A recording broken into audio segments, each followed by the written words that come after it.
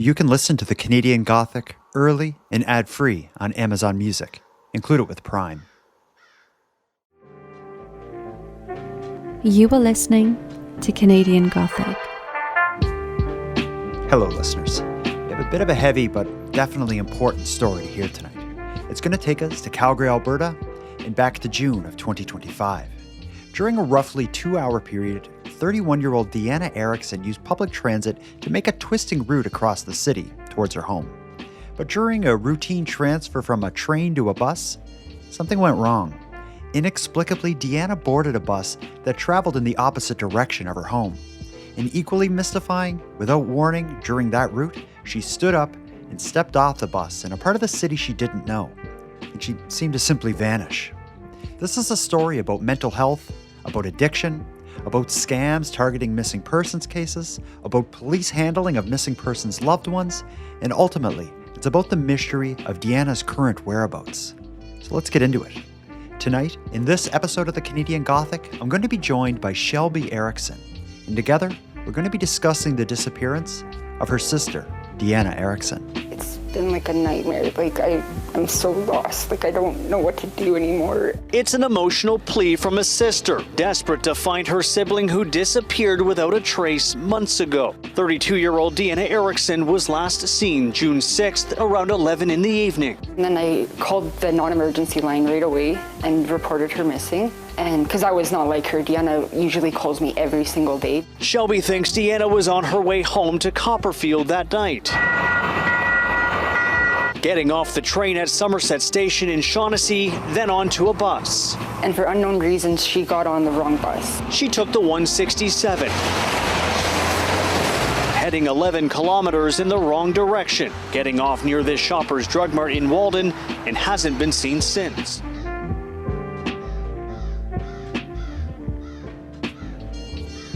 Just to start, Shelby, why don't you tell me a little bit about you and, tell me about your life aside from, your work advocating and, searching for your sister.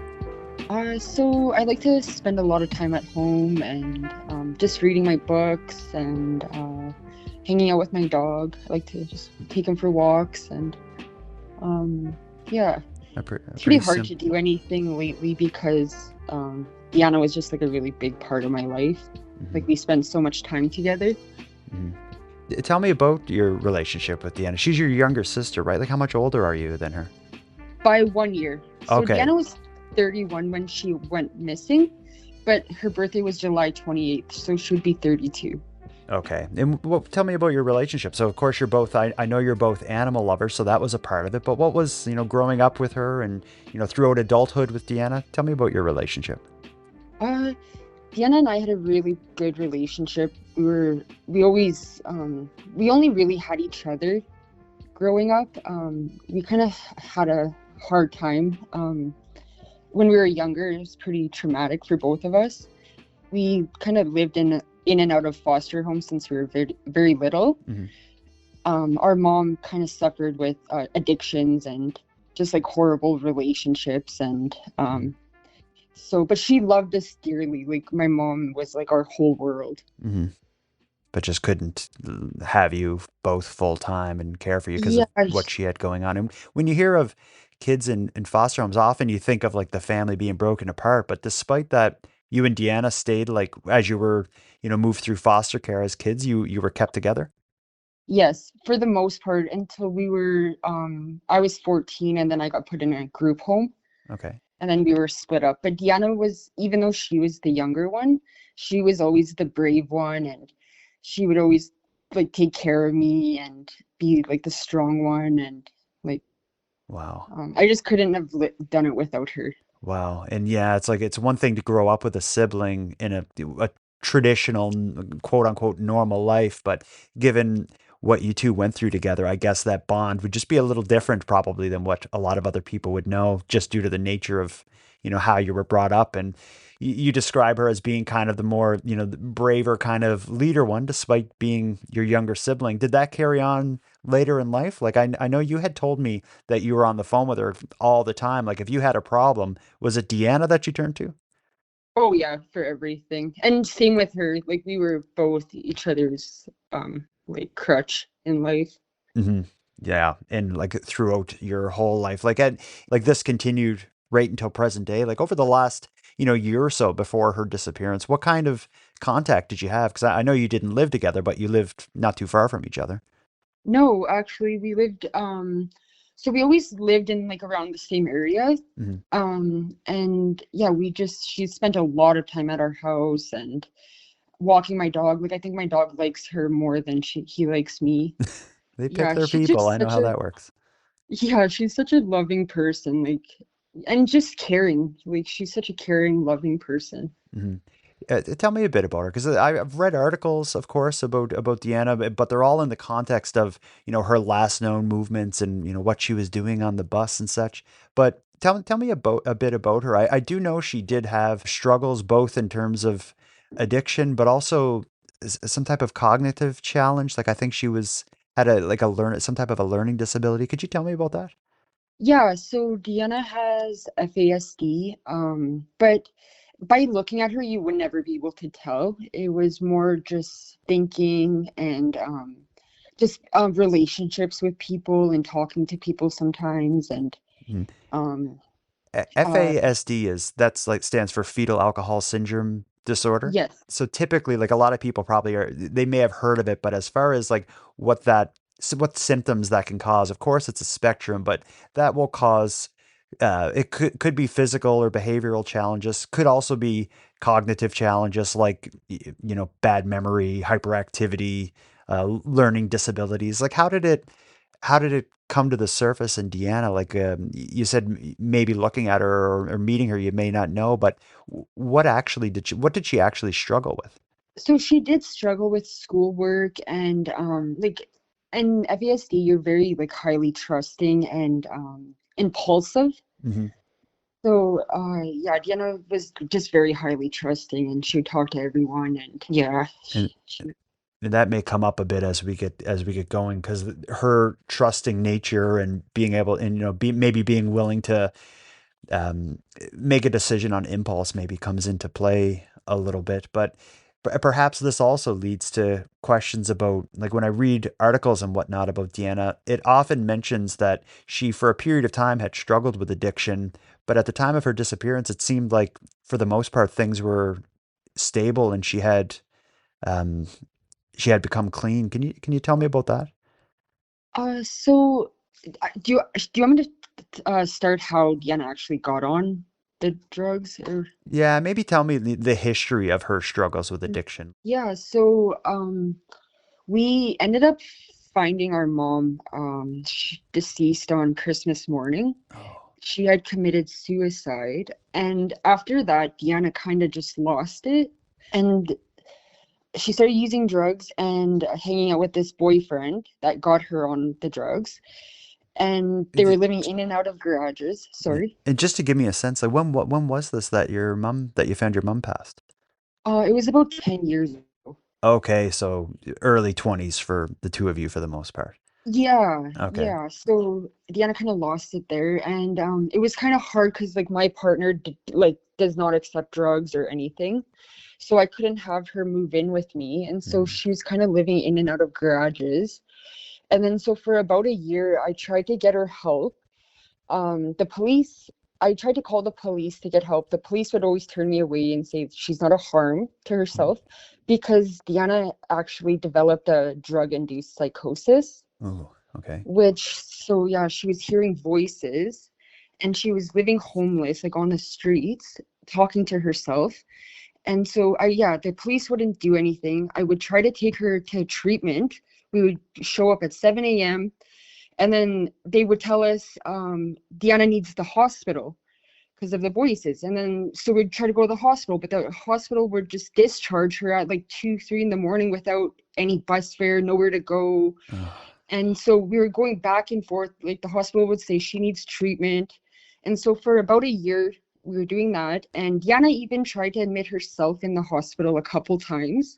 And they would, yeah, just discharge her at random times in the night.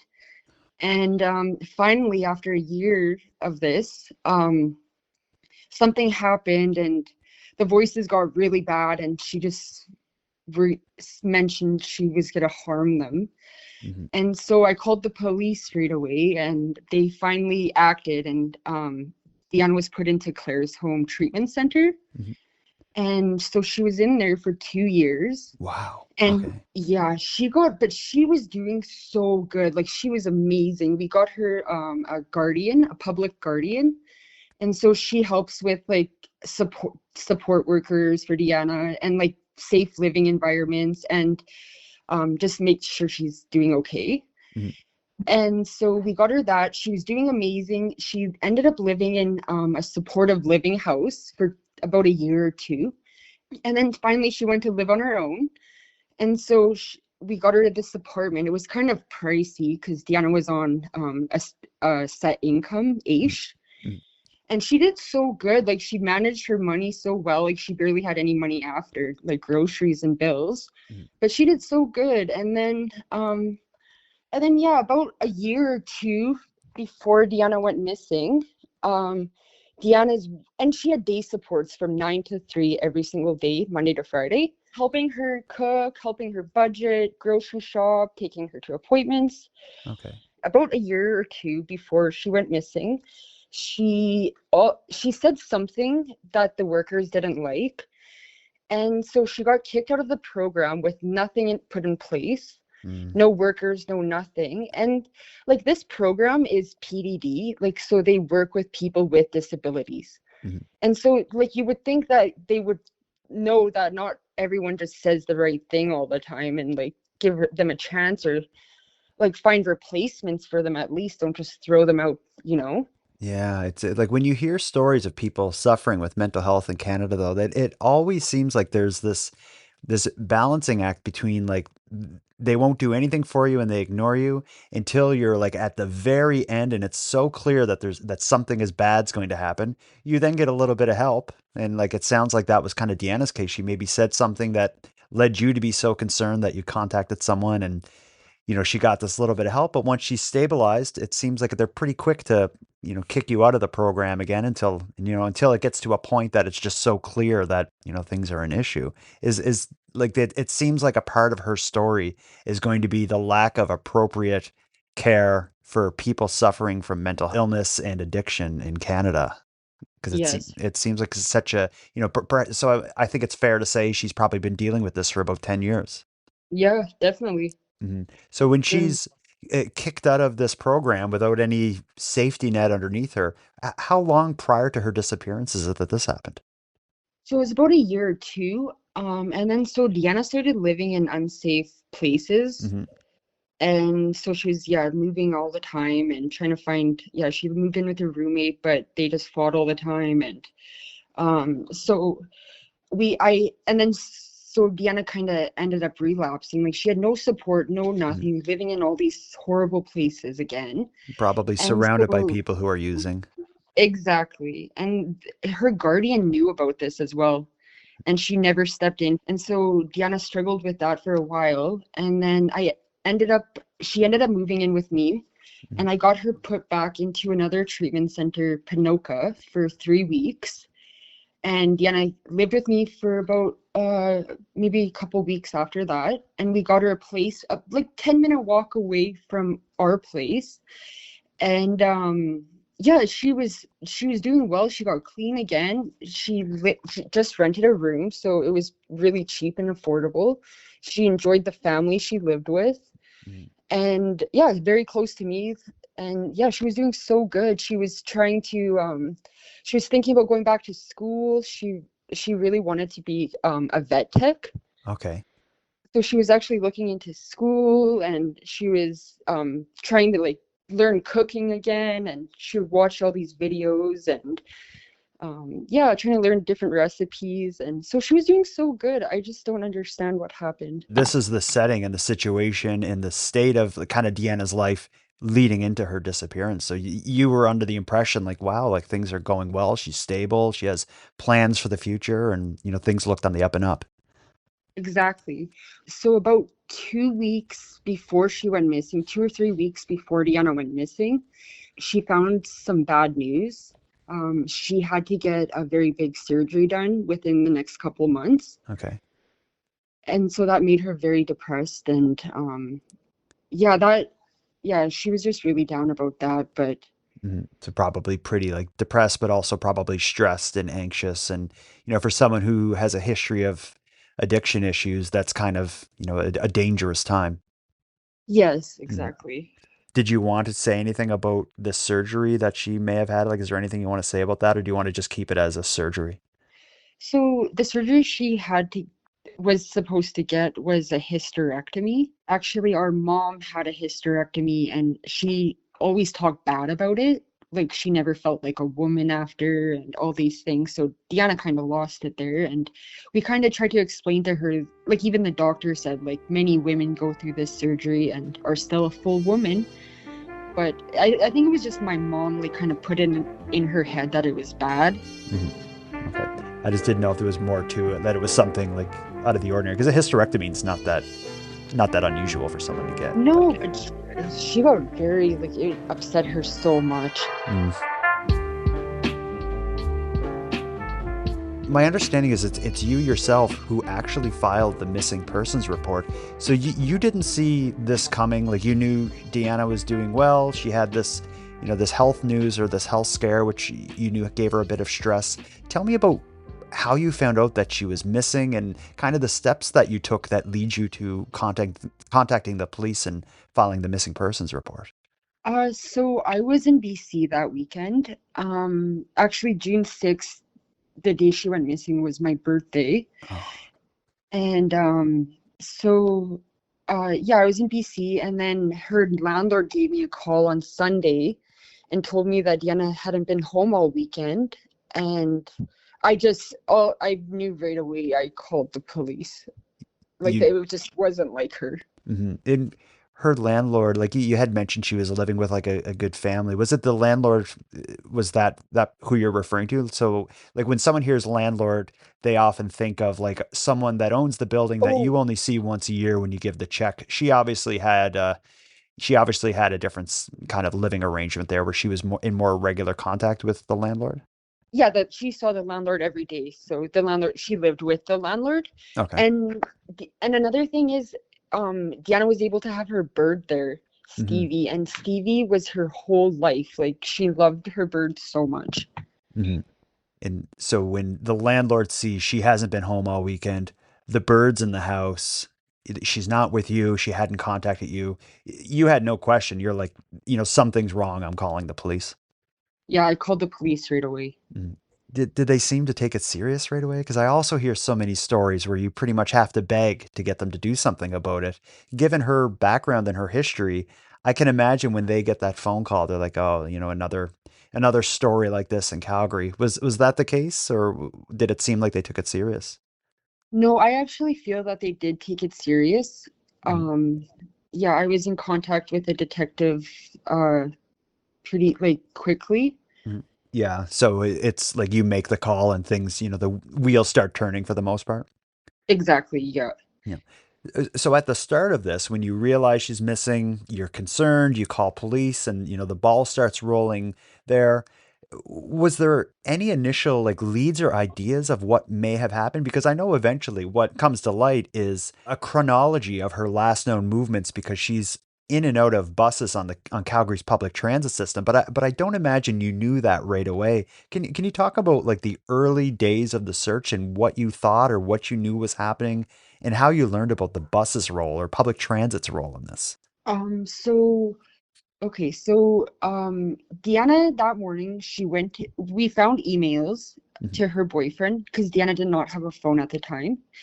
And she had emails to her ex-boyfriend, and she was feeling really sad about this surgery she had to get done. Mhm. And she asked him to if she could come see him and his dad just to talk about her surgery.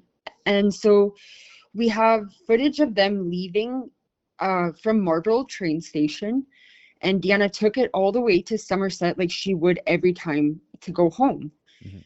And on the train, she ended up meeting a homeless lady, and they ended up talking. And so they ended up meeting up with another group of homeless people, Mhm. and the police lost footage of them in that time. And then there's footage at 10:40 p.m. of Deanna asking a bus driver how long her bus would be.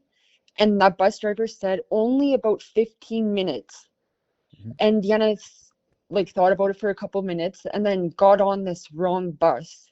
Mhm. And she knew how to get home. She took the bus like all the time. So she was quite familiar. Mhm. And then on the bus you can see she was um in a distressed state. She was rocking back and forth, crying and holding her head. Mhm. And And then when what you're describing here isn't like eyewitness reports or anyone that was there, you have surveillance footage showing this kind of timeline and all these interactions. So it gives you a really good sense of, I guess, looking at it, you as her sister would know that something wasn't right with her and she was distressed. Like, did you actually see this video or were you just no, no? no, Okay. no, So this is a description you received, I'm assuming, from the investigators. exactly, yeah. Yeah. So she takes the seemingly the appropriate train that would have been leading to her home, but she asks someone when's the bus coming. They tell her, but then she gets on the wrong bus. Do we know where she was coming from? Like where was she that started this journey? So she was coming from her ex-boyfriend's house in Pembroke, like across the city. Oh, so she did go to have this conversation or whatever about the surgery, and it's on the way back that things go wrong. Exactly, yeah. Okay. So I didn't realize that part of it. So you found the emails that lead to her going to her ex's house. She goes and meets with, him and his family or whatever it is. She's getting the train back towards her home and then gets on the wrong bus I think it's like probably just before 11 p.m. that she gets on the wrong bus At 10:40 p.m. at And 10:40. then, Mhm. yeah, and then she's seen rocking back and forth, holding her head and crying. And then at 11:11 p.m., the bus took a quick break in Walden near the Shoppers Drug Mart, and Deanna just abruptly gets off. Like Okay. like she just up and gets up, like it wasn't a planned stop. Yeah, like the buses probably I've been on buses where they're ahead of schedule, so they just pull over and wait 5 minutes or whatever it is at a stop or Exactly. wherever. And we're like for people who aren't from Calgary and don't know the area, Walden is like a kind of like a suburb of Calgary. Is that right? Yes, and it's on the like on the edge of the city. Hmm. And yeah, there's like a lot of green spaces and water, different bodies of water. Hmm. But where Deanna got off the bus, there were many businesses in that area. And actually, the police said they have checked all the cameras, but there was not one piece of footage of Deanna, Wow. which I find it hard to believe because, like, there was banks, the Shoppers Drug Mart was open late, Hmm. there's a bar there was a gas station, there's a McDonald's that's open late, Hmm.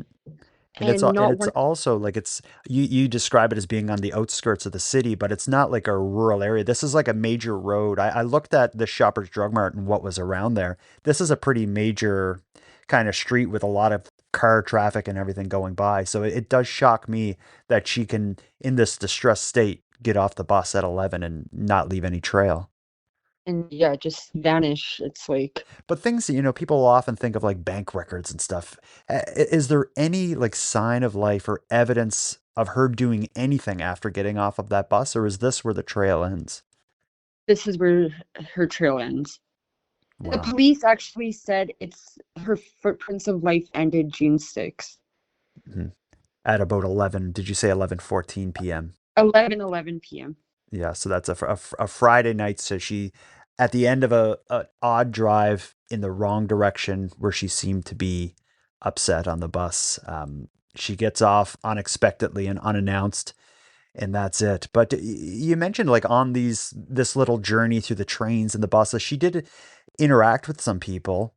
Did they go with her right to the end, or is this just the last known people she was talking to, and that's why they're mentioned in the timeline? Like, I'm just wondering what the significance is of her having met a woman and meeting this other group of homeless people on the bus and train.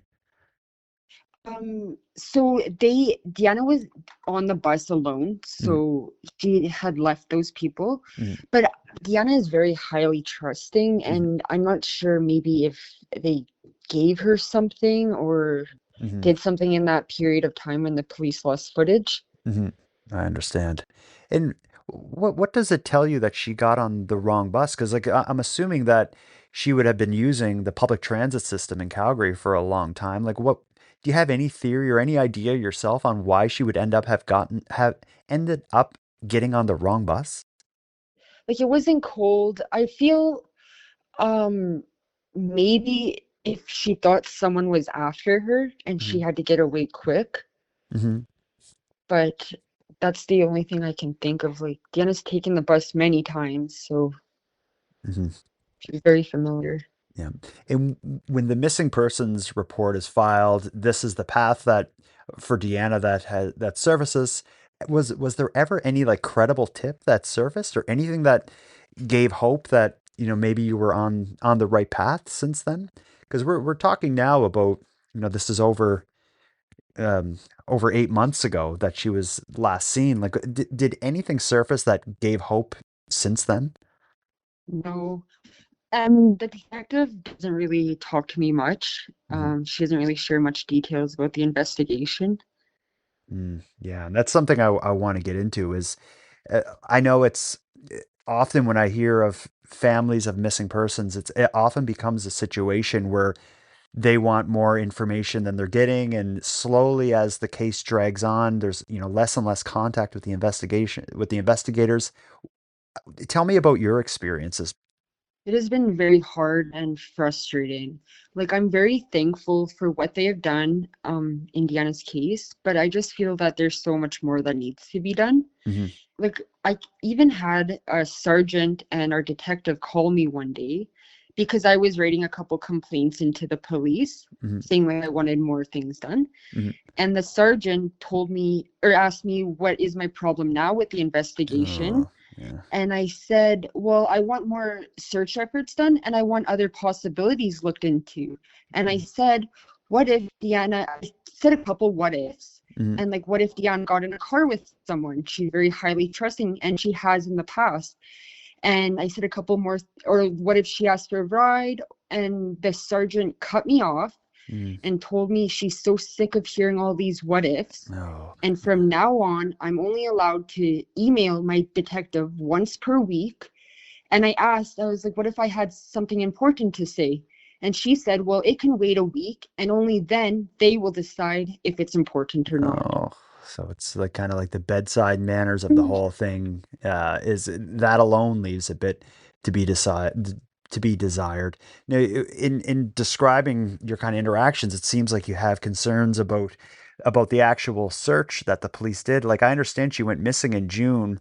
The search only continued for the most part a little over a month because it was scaled back in August. Which area was searched, and what do you know about the search? Because to me, if she gets off of the bus in Walden near that Shoppers Drug Mart, you described there being bodies of water and forested area around there. I'm thinking that's going to be the first spot I look, in addition to searching for video footage and stuff. But tell me about what you know about the search. Were you involved in it in any way? And how did you feel when it was scaled back in August? So I tried to ask if I could be a part of the search, and they said no. So they did it. So Sarah and Calgary Police did a search. Um, it was on the opposite side of McLeod Trail near the Somerset Slough. Mhm. And so they searched that one area, and then found nothing, but no bodies of water have been searched. And so I've been trying to reach out to get more because there's so much more that needs to be searched. And Mhm. like there should have been like a radius around where Deanna went missing. You Mhm. know what I mean? Yeah. And And when you like, I've looked at these areas on a map from above, and there are definitely forested areas, and there are definitely bodies of water that, if you can't confirm that she got in a car and left that area, then I would want those areas searched. And I think you probably feel the same way, which is why you were questioning the police and ended up getting in this, email as once a week thing. yeah, so it's been frustrating. And then August they told me they're calling off the search. Or no, they told me they're stopping actively searching for Deanna and are now waiting for tips to come in. Hmm. And that was very hard to hear because I feel like how are you going to find anything when you're not even looking? Yeah, like switching from like an active search to a passive, let's just wait and see. And, if the solution comes to us, and I'm sure that's not a comfortable position to be in when it's, your little sister that's missing. When something like this happens, you have to consider, what may have happened, what led to this. Was someone responsible? Do you have any idea if this investigation has ever switched from like the search for a missing person to an investigation into foul play or anything of that nature? Like, what do you know about the suspicions of what may have happened? So I don't know, it's kind of so when at the beginning we had a different detective on the case and she ended up getting promoted. But before this, she we had a meeting and she told me that they wanted to do this search by the Somerset Slough. And then after the search, they were going to try to send Deanna's case to homicide. Okay. But that never happened. Like our new detective, yeah, I don't know what happened with that, but What is your opinion? Like, I know, I'm sure you lay in bed at night and you think of a million possibilities of what may have happened. But after all this time and all this thinking, what makes the most sense to you? yeah, there's a million possibilities that run through your head constantly. Like it's honestly crazy, but I honestly feel Deanna asked for a ride that night. Usually Deanna would have called me. Like she called me at any hour of any like at all hours of the night and like for rides or different things or just tell me she's okay or and so I feel that maybe she thought I was out of town and so she went and asked for a ride from someone. I feel this because she has in the past, like Deanna, actually, when our mom first passed away, Deanna tried to take a Greyhound out of Calgary to go see my mom's friend, and the bus stopped in Edmonton, I believe, and Deanna got off for a smoke, and the bus ended up leaving her there. Oh, And so Deanna hitched, asked for a ride back to Calgary, told someone that she had money, and then once she got back to Calgary, she ended up running from him. wow. Okay. And that I guess that connects with the impulsive thoughts and actions that we talked about earlier, and that would make the search for her so much harder if there's kind of like the possibility of like unpredictable behavior. But I guess you wouldn't put it past her to have found a ride or bummed a ride with somebody. And how and like in hearing you describe this, what really hurts me is this idea that you took this weekend and to be out of town and you weren't there. How has that felt? I'm sure that's not easy to know that this all happened on a weekend that you weren't there. Oh, it's just horrible. It's honestly like a nightmare. I honestly can't wrap my head around it. Hmm. The worst thing I've ever went through.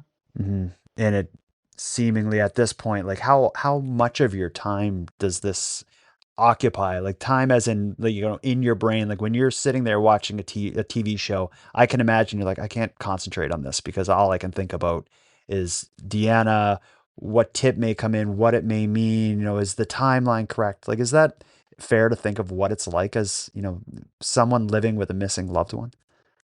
Yeah, I'm constantly all day, all night. Like I wake up in the middle of the night constantly, different hours, and then just trying to think like if I'm making the investigation worse by sharing or Hmm. um and just so many different thoughts that run through your head. Like I just and I will never give up until I find her. Yeah. And one way you're not giving up is you're always looking for new ways to get Deanna's story out there and try to drum up support for anything that could lead to her. So maybe tell me what you would like to see happen that hasn't happened yet. I know like a more advanced and intense search effort is something that you would like to see happen. So like in a perfect world, if you were given the resources or given command of resources to search for Deanna, where would it lead you? So like I wish I could have been able to check the cameras myself because maybe it was dark and but like I maybe could have seen how someone acted or how they walked or Mhm. I just wish I had the chance to see the cameras, but I've tried and they will only show it to police. Mhm. Yeah. And what about search efforts? Like I know that they searched until early August when they called off the search, but I know that's the bodies of water weren't searched to the extent that you would like. And aside from the bodies of water just being in the vicinity of where she was last seen, is there anything to lead you to think that she may have ended up out that way? Yeah, our detective actually said that Deanna could have walked all the way to the walking bridge and then jumped into the Bow River, but I find it highly unlikely. Yeah, Deanna could have navigated her way in the dark without a phone in like Mhm. an unfamiliar area. But it's also strange that if the investigators saw that as a theory that was likely enough that they're willing to mention it to Deanna's older sister, that they wouldn't take the next steps and actually investigate that. Like that, I'm just appalled that they would bring that up with you and also leave it as a dead end that they didn't search. Yeah, it's very frustrating. Mhm, So I've been trying to reach out to other rescues. The Canadian Canine Corps told me, because they went out and did another search for Deanna mhm, and found nothing, but they said that they do have things to search or equipment to do bodies of or search bodies of water. mhm, mhm. So I've been trying to reach out to, and I'm trying to ask the community to help me by reaching out to different rescues and to see if we can get more Yeah. search efforts done. And has there ever been like what I refer to as a civilian search, which just means like a group of, supporters of Deanna and friends or whatever else that just kind of organized themselves and went out there? Like, has something like that happened? And if not, do you think that's something that should happen? So I've tried to stay away from that, just because like I don't really know what I'm doing, Yeah. and I learned so many things about like disturbing a crime scene and how having to like document all your volunteers. Mhm. So I've seen searches done by, because actually Please Bring Me Home just did a call out for volunteers to do that Jack and Lily search. Yeah. And so if I could find a rescue that would help me be able to document all the volunteers and be able to do this properly. Because like I honestly don't know what I'm doing, and I don't know Yeah. if like I could not live with myself if I did something wrong or. Yeah, I understand. But And I, then I like think that just speaks to kind of the position you're in where you almost need to just surrender to the police investigation and let them do their thing. But at the same time, all signs kind of point to them have put Deanna's story on the back burner. So it puts you in this position where you're like, should I encourage something to be done and risk, harm coming from it? Or should I just sit here and worry and think about all these horrific scenarios? Like I just think what you're dealing with is just so unimaginable for the regular person. And you're just in this impossible position, it seems. yeah, and doing everything by myself, like it's been so hard. And then to hear our detective even say that now Deanna's case is maybe worked on maybe once per week Mhm. in between more important files, she Oh, said. oh my gosh. And I also understand that there was some, I don't want to use the word controversy, but maybe there was some unpleasantness around police, at least at one point, referring to her as deceased rather than missing. Can you talk about can you talk about that? And maybe tell me what, if you feel the police think she's still out there. Well, I feel the police, like if they could label her on missing in Canada as deceased and What like is did say missing in, Deanna's. oh, sorry to interrupt you. What is like missing in Canada? Because at some point the police did label her as deceased on some database. What happened? What was the story? Yeah, so the police labeled Deanna as miss or deceased on missing in Canada. And then when I found out about this, after a couple months of this being up, Hmm. I asked our detective to get it changed, and all she could say was, "Oops, my bad." Oh, it's a And pretty big it's bad. so frustrating because like there could have been lack of search efforts. Like I feel like they just want to label Deanna as deceased and just like kind of get her case over with or something. Hmm.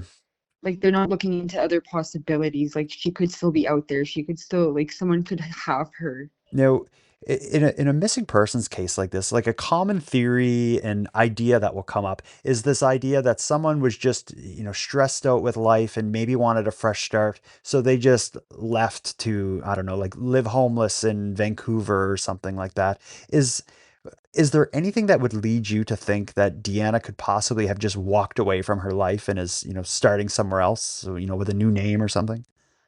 No, Deanna would never. Deanna, honestly, her bird was her whole world. Like Deanna would never have left her bird in the way she did. And Deanna and I were so close. Like we could not live without each other. We called each other multiple times a day. We seen each other almost like every day. And Deanna took prescription medication every day, and none of that has been filled since she's been missing. And Deanna required government assistance, like to pay her bills and her rent. And Deanna just wouldn't give all that stuff up. Like she couldn't live without it. Yeah, like because she was struggling with the support. So if you pulled that safety net out and there was no money, no prescriptions, this she would have showed up somewhere in a bad state. Exactly. And you would think someone would have called in by now or like reported her or something. And a question that I have to ask, and I don't know if you're comfortable talking about this, but it's clear that Deanna had struggles. There was some stressors in her life, in the lead up to her disappearance with this health scare and the surgery or whatever she needed. You mentioned earlier in life, your mother had died by suicide. I'm assuming that's something that police consider as a possible outcome. Can you talk at all about, do you think that Deanna could possibly have succumbed to, the stresses in her life and was involved in self-harm? So this possibility has crossed my mind many of times.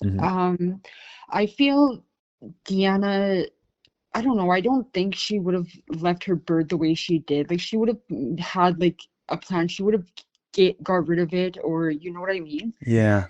And And even if that was the outcome, that's still that doesn't change the fact that there should have been a search and she should have been located. So that's kind of a part of when I think about what led to her disappearing.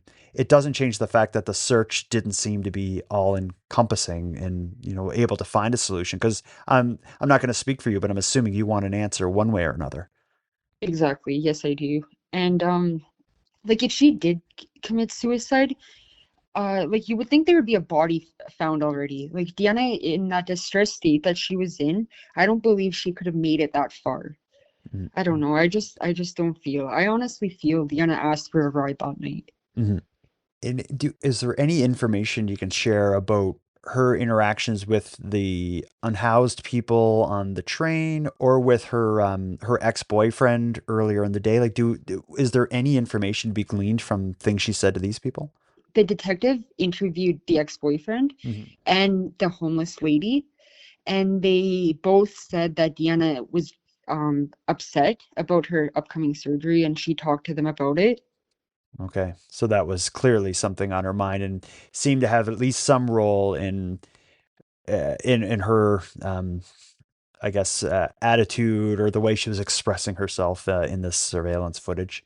Do you feel inside that she's still out there and you need to find her, or like what does it feel like to you? Like, what do you think is happening?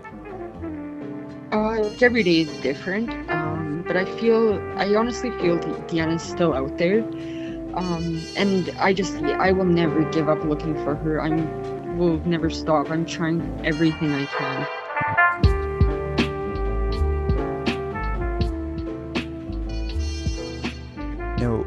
One thing I want to get into, and I'm sure this is an uncomfortable topic, but Deanna's case, of course, there was media coverage of Deanna's disappearance, but that took a disturbing twist just prior to Christmas. There was a news story that you appeared in related to someone claiming to have abducted her and wanted money from you and all this stuff. But I just want to hear from you what actually happened prior to Christmas that led to all this, AI pictures and everything else. What is the story with this? She took the 167, heading 11 kilometers in the wrong direction, getting off near this Shoppers Drug Mart in Walden, and hasn't been seen since. Shelby has been relentless in her search, However, in a disturbing twist just before Christmas, she received a message on social media from someone trying to extort money. He was like, I have your sister. If you don't put this $10,000 into this Bitcoin address, then you won't see your sister again. They even sent this AI-generated photo of what looks to be Deanna tied up in a van. I thought it was real. So I had a friend request the night before, and I accepted it. And then it was December 23rd, I believe, at 6:04 a.m. He told me that I have something for you. Deanna's been with me. From what I understood, there is no family members I can contact. You can get her today if you follow the instructions. Transfer 10,000 to this Bitcoin address. Oh. And he told me I have 6 hours and do not contact police. And he want to be smart, be my guest. And so he ended up sending a photo of Deanna in the back of a van tied up. Mm-hmm. And I saw this photo, and it does look like her tied up in a van. And this is at, early in the morning that you're getting this. You must have been freaking out.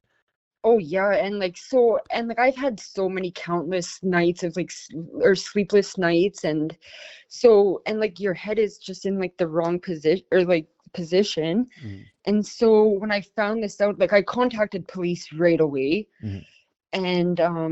And they actually took it pretty seriously. Mhm.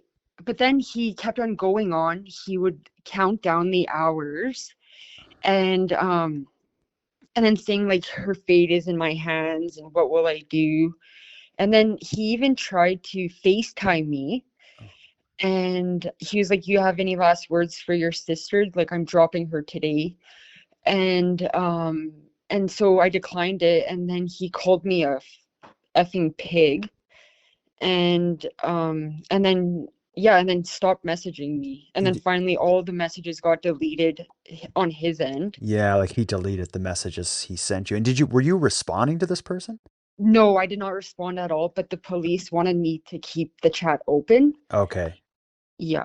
But they Wow. got Interpol involved, and yeah, there was a lot of investigators working on this case, but they found out that it was overseas, and then they just told me that there was nothing they could do about it 6 hours later. So in that time, I was just losing my mind, it was so hard. And then but it was kind of frustrating because you would think that if people are doing this to me, they're obviously doing it to someone else. You would Wow. think the police would try to find out who this person is. Yeah, and I guess that's the problem, is that they are doing it to you and other people. Because I've heard of similar stories, but what is extra horrible about yours is that they made, and the photo of Deanna that they sent you was like an AI generated photo that a lot of people wouldn't be able to tell is an AI photo. It looks real. And this just speaks to there being this like industry somewhere overseas that's out of reach of law enforcement that is probably searching missing persons news articles all around the world, finding their loved ones on Facebook, and just doing this. It's when you hear of these online scams, they're all so heartless and they're preying on seniors and vulnerable people. But there's like a special evil when they're writing to the sister of a missing person, sending them AI generated images, and you want to hear her last breath, all this sort of stuff that is just so vile and evil. And I think people will be shocked to hear that this isn't as uncommon as you may think. And yeah, like just as you described, police for the most part, it seems like either that their hands are tied dealing with it, or that the length of the law or the arm of the law just can't extend to wherever it is that this stuff is happening. And that points us towards places like, Meta, who own Facebook, and like, what are they doing to prevent scams like this, or, the grandparent scam targeting the elderly, and all the romance scams that run rampant on Facebook. It's just such a vile, heartless crime. And when I saw that news article, Global News did a piece with you where they talked about this, attempted extortion of you, and it broke my heart to see that. Yeah, it was horrible. It was horrible, but I get them constantly. I have so many different scams. And I but created an email Mhm. for Deanna, and yeah, they found that email, and yeah, ones saying that she's in Mexico. They don't want anything from me. They just want to see her safe. And then that she's in a human trafficking ring. And then, so I was kind of talking to him for a while. And then, but then it seemed, or then it turned that he needed money for the guard to get her out and plane tickets. And I'm like, Ugh. okay, like, Yeah, and it must be never ending. And it's one thing to get the like the tips that go nowhere, like just this random, I saw her in Mexico and I'm a psychic and I can help. That's one thing. But when they mix that in with like, and I need a little bit of your money, that's a whole nother thing. Not to mention like the waste of time and everything. It's so, the odds are stacked so hard against the loved ones of a missing person. When you're dealing with all of this on one end, on another side, you have the police who seem to be not taking it as seriously as they should and as seriously as you want to. It's such a horrific situation, and all of that on top of dealing with the loss of like, your little sister slash best friend, and dealing with the it's unjustified, but dealing with the guilt of just, having this happen in your life. the guilt is the worst. Like, I have so much guilt. Like, I feel like if I could have done something different, or if I Hmm. was home, or yeah, the guilt is so bad. Yeah, and it's not that, and it's a guilt that no one could talk you out of. I'm sure, because it's like any reasonable person would know that you had nothing to do with this. Of course, it's not your fault, but that doesn't make you feel any better. You still feel like, what if I was home? Or Yeah. Or if like if I'm doing enough or not, like if I'm wrecking the investigation or not sharing enough, not, and then I feel guilty for not doing like volunteer searches, but there's just like so many things that you have to look out for, and I don't yeah, know, it just eats at me. yeah. Can you? Don't want to ask a question that is especially hard, but do you remember your last conversation with Deanna? Like, I know she went missing on that Friday. You were out of town. Do you remember the last time you spoke to her clearly? So Deanna and I kind of had an argument the day before. Hmm.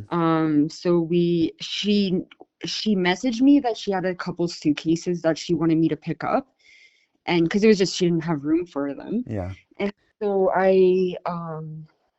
um oh yeah, so I stopped there after work unannounced, and I came into her room, and her room was just like a bit messy, and I kind of got mad at her, and I'm like, Yana, you have to clean up your room. But Yana really didn't have anything to organize, like she needed shelves and different things. Yeah. And so she got mad, and we kind of like had an argument. And so I ended up leaving. And but the next day she told me, happy birthday, I love you so much. And actually, even that night, I messaged her back and I said, like, I'm so sorry, Deanna, you should be able to live how you want. Like, I know you don't have anything to organize, or, and like, I will go out and we can go buy some shelves and stuff. Yeah. And then, yeah, the next day she told me, happy birthday and I love you so much. And I told her I love her too. And Hmm. we just like fight like any sister would, you know? Oh, I have a brother. I get it. And I have two sons and I see how they fight. So I get it. But it's just, I guess it's thankful that that morning of your birthday, you at least had that message to look back on as the, rather than ending it with the fight. But what is the current status of this case? Like, I do know that there is a reward for information related to Deanna. That's a $5,000 reward that I think is coming from, For me, it's the coming queen. from you. Oh, okay. Yeah. And so I've created a GoFundMe. So some people have helped by donating to that, and then yeah, myself as well. I would like to try to increase it one day, but 5,000 is all I can do at this time. Mhm. Well, I But the think if anyone who has, like, if someone was listening to this and had information, I think $5,000 coming from you is more appealing than $25,000 coming from the police, because the 5,000 from you means a whole lot more, because that's a lot of money from one person, and you had to hustle to even get that together, I'm sure. exactly, yes. Mhm. And is there any other like activity or anything else like going on right now related to Deanna's case that you're aware of? Like, are there any balls in the air, I think is the analogy you could use. No, the detective really doesn't talk to me anymore. I don't know much about what's going on. She told me she'll tell me if she can tell me something. Okay. But until then, It's just she's working on Deanna's case maybe once per week in between more important cases. And then for the people listening to this and the public out there, what can people do to support you and to support Deanna? Like where should I be directing people to get involved in this and to help? So, to just please keep sharing Deanna's posters when you see them. I've created a Facebook page and Instagram called Help Bring Deeanna Erickson Home, and I keep all the updated information on there. There's been some misinformation going around saying that she was homeless or things like that, but so if you follow this page, you're up to date with all like the correct information. And if people could, please, if you can, hang up Deanna's posters anywhere and everywhere you can think of. She honestly could be anywhere at this point. And if you can please help by reaching out to different rescues. I can always send my contact information if needed. And I'll include, like in this episode's description, I'll have links to the Facebook group, to a poster that they can access to print. And if anyone, you just said there, if anyone wanted to contact you, they can, if anyone listening to my show wants to contact you, they have a way to contact me through the website, thecanadiangothic.com/contact. And I can pass their information along to you is how I would do it. So yeah, if anyone has anything, contact us. But I think joining the Facebook group is a great spot to start, because that's where I learned a lot. Like once we had been in touch, that was the first place I went to try to establish a timeline, find some links, see some photos, and get a better sense of the area. Because really, when you look at the location of where she got on and off the trains and then the bus, you really see her traveling away from her home and then just randomly getting off in this community, Walden. And it's shocking to me that that's where the trail seems to end. Yeah, it's very hard.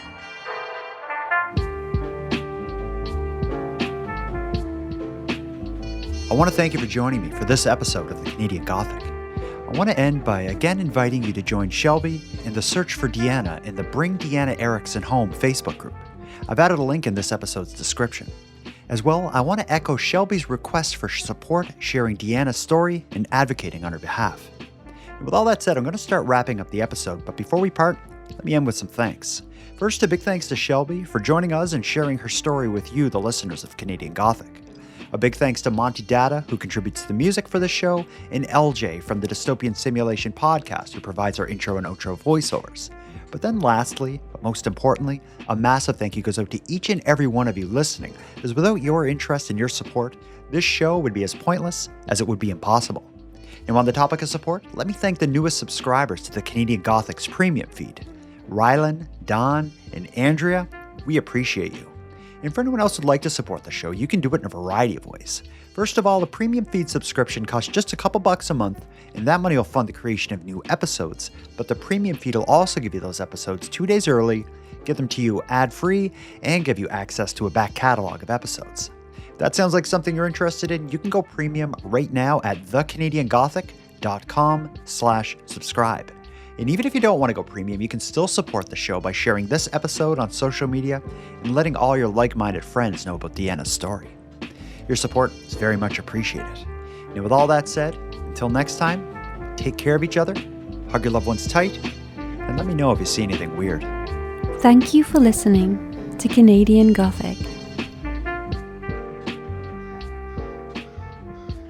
So Deanna, when I was going through, I ended up finding Deanna's laptop. I broke into it. I figured out her password, which was my phone number. Oh, God. And her Google searches, there were some weird things like kidnapping and deception. So I honestly don't know if maybe Deanna thought someone was after her. Like, I just don't understand why she would be searching that. And then the police took the laptop, right? Yeah, and then now it's just sitting in evidence, and I've tried to ask for the laptop back because they can just download all the files. Yeah, they can just make a copy of it, but...